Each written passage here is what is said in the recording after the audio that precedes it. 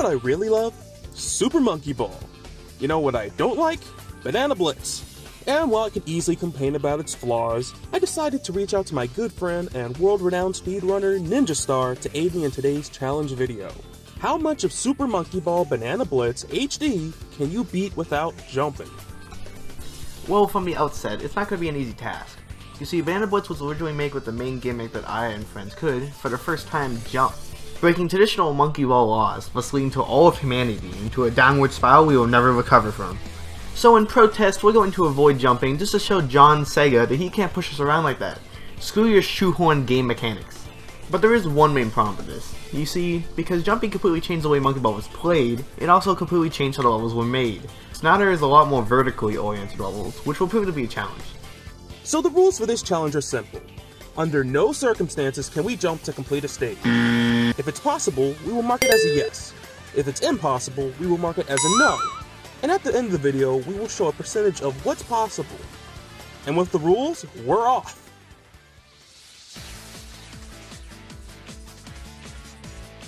World 1, Stage 1 takes us to Monkey Island, and it doesn't get any easier than this. Stage 2 is more or less the same as the first stage. After we cross the bridge, we have once again secured an easy victory, and nothing is gonna stop us. Stage 3. Uh-oh. Well, challenge is over. Yeah, so we have officially hit our first roadblock in Banana Blitz. This wall is 100%, absolutely, positively impossible to get over. It doesn't matter how much speed or what angle you go at, it's just impossible. With that, we will have to take this stage as a loss. Yeah, so once again, we cannot jump over this in any way.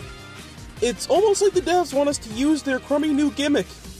But no, Sega, you will not force us to use this! With that, we will take another loss. We may have lost the battle, but we will not lose this war. Stage 5. We face nothing challenging much. All we gotta do is just go over the bridge, over the hills, and we're on our way out to another easy victory. Stage 6. So, this stage is all downhill, so you really shouldn't have much to worry about. Easy peasy lemon squeezy. The bonus stage is a big circle, and thank God the devs did not force any platforms into this. Just swing your way around the stage, and we got ourselves another easy win. Stage 7. So while this stage is straightforward, we do face a sizable gap. And on my first go through, it did catch me off guard. But come back to it with enough speed and it's basically child's play. Stage 8 is once again a joke with these weak birds trying to blow us away. But we're going to continue on anyway. So the boss of World 1 is impossible. Even though the bird's head goes really low, there is no way to bounce up and hit its head. I've tried everything possible. I've tried going around on its wing, maybe I could bounce up, everything possible. Unfortunately, unless you jump, there is no way to beat this one. Actually, there's been a breakthrough. So, Ninja, being a glutton for punishment, discovered that if you own the PC version of Banana Blitz HD, you get to use 2 exclusive new shapes to roll in. A cube and a pyramid.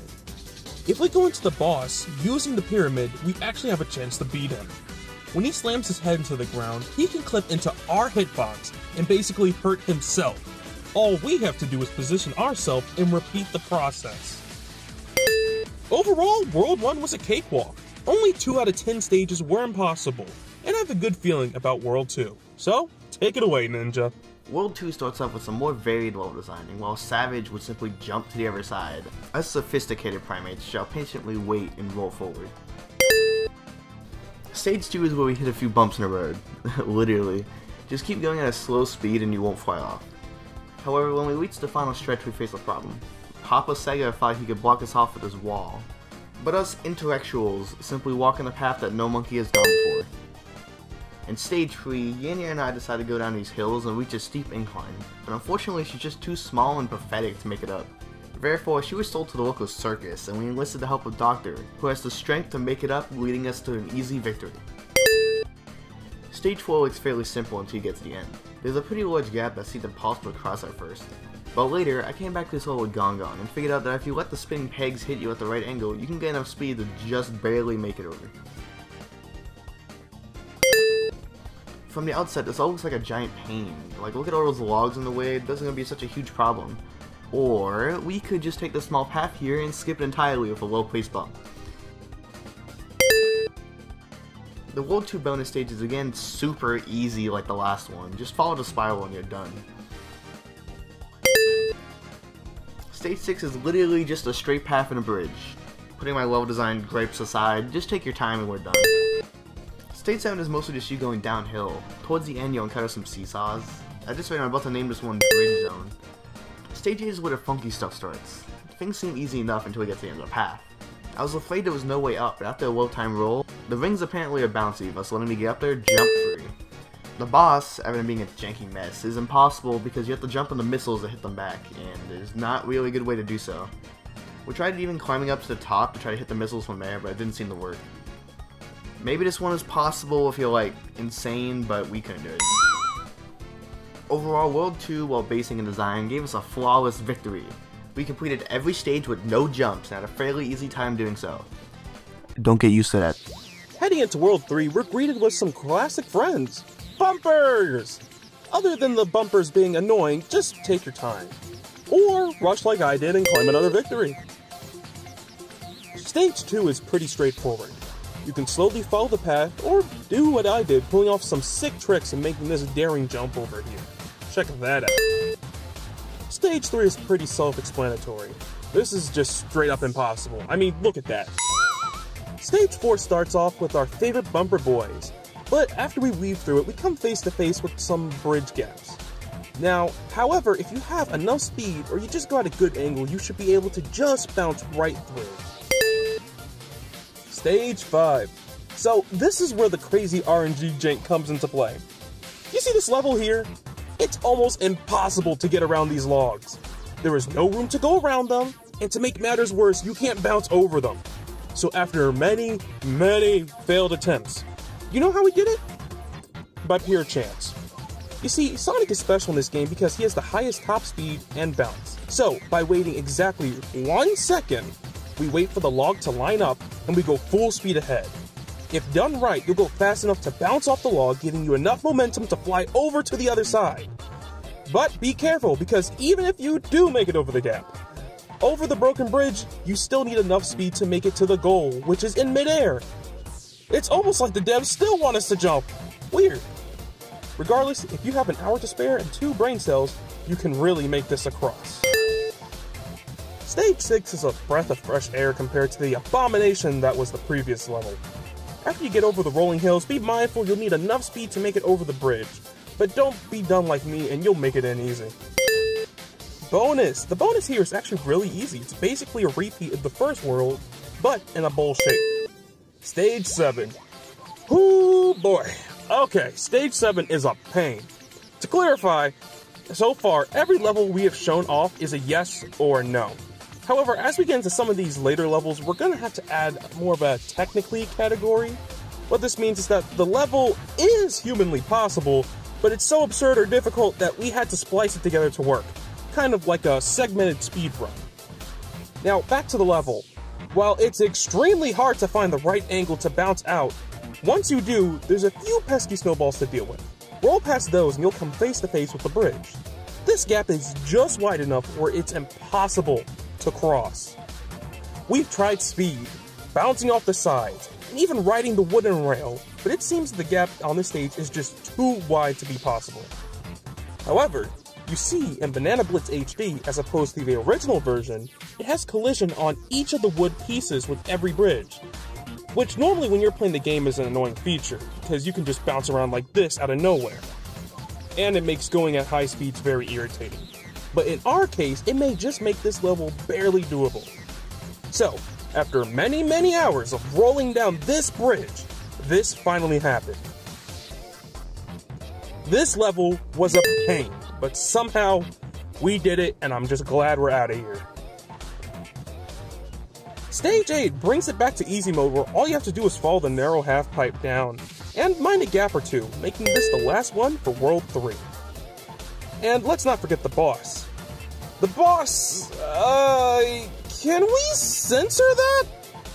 Anyway, getting past the snowballs is easy enough, but once you get to this bloke, there's no way to bonk that bulging, pus-infected bulbous of a weak spot, thus making this another impossible stage.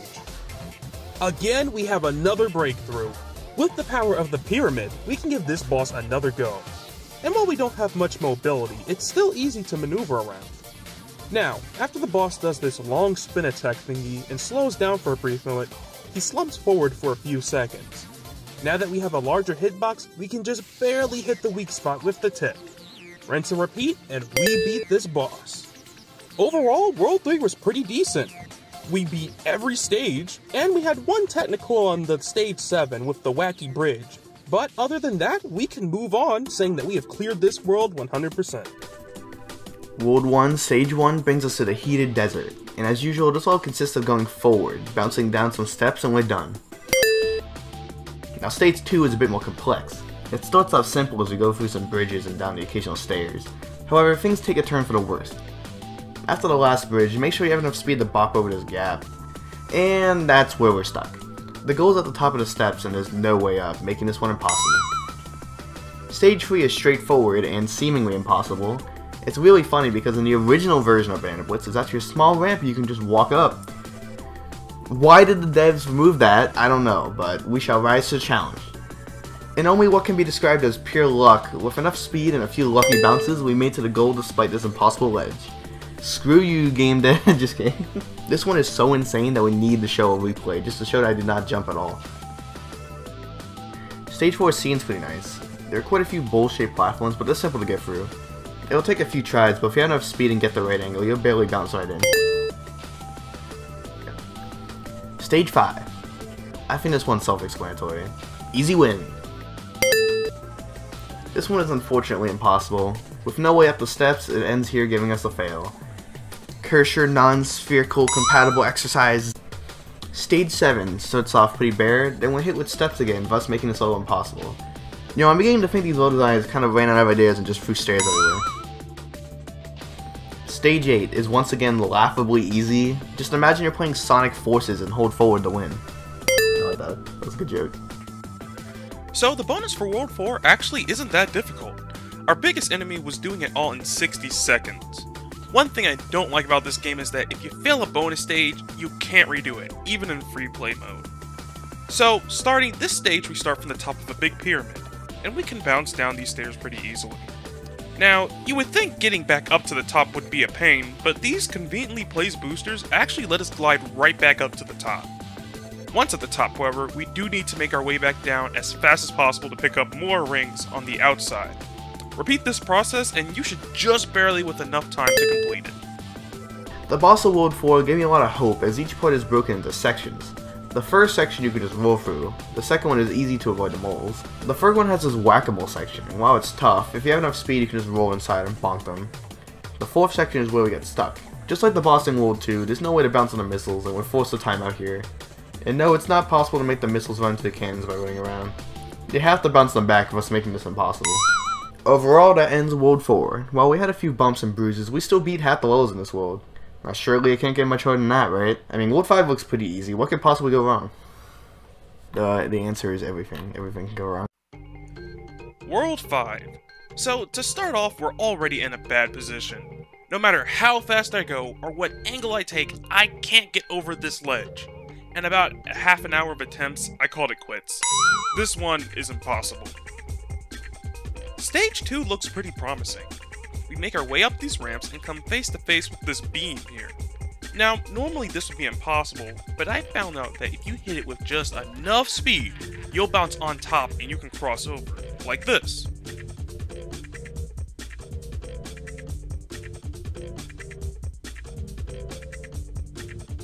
Now, all that's left is to cross the gaps with the swinging platforms, and get to the end.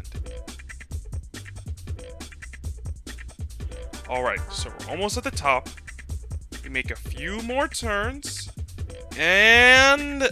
oh no. So, we made it all the way up here to the top, just to be beaten by a mandatory jump. Honestly, this really hurts. We made it all the way up here, and this is the only space we cannot get up. Even though we had to overcome all that, we will have to take this as a loss. but we were very creative. So for stage 3, this is going to seem like I'm full of BS, but I can't get out of this starting circle. There is not enough room to bump over it, and unlike the previous worlds, there is nothing to help us get out. So we're going to have to call this one impossible also. Now for stage 4, I think we're starting to see a theme here. There's no way we can get up those steps, and honestly, this is another impossible stage. So, stage 5. You want to see something insane? So, at first I thought we were completely stuck, as most steps are impossible to get on top of. But, Gon saves the day. So, with him slamming into the steps, we actually get just enough bounce to get on the ledge and roll up the side of the stairs. Now, to top it off, Gon's special ability is that he can destroy bumpers. So with that ability, once we get onto the spinning wheel, we can actually clear this wall of bumpers by just bumping into them. Everyone else would have had to jump, so Gon has saved the day for us and helped us snag another victory. So heading into stage 6, I thought things would be simple since the level looked mostly flat, but I was wrong. These simply don't give us enough speed to get the air we need to get over these discs on the ground. The bonus for this world is sadly impossible. I mean, it's pretty straightforward. It would have been nice if the steps maybe had moved, but nope, once you go down, there is no getting back up. Stage 7. Once again, more impossible junk I am not even going to touch. And for stage 8, here we are once again, stuck in the starting area. Really sad. So, the boss for World 5 looks like it could be possible in a task, but at the moment it's not. However, I did get one lucky bounce off of the tentacles, but otherwise, you're just gonna run out of time. There's no way to consistently bounce and hit the back of them without getting through. Overall, World 5 was a disaster in every way in my opinion. From false expectations to being outright forced to jump, we made almost no progress and failed almost every stage. So I hope the devs are happy they have levels that are actually utilizing their main gimmick. Hey, thanks for watching part 1 of this video. When part 2 comes out, it'll be right over here. In the meantime, thanks for watching, and see you next time.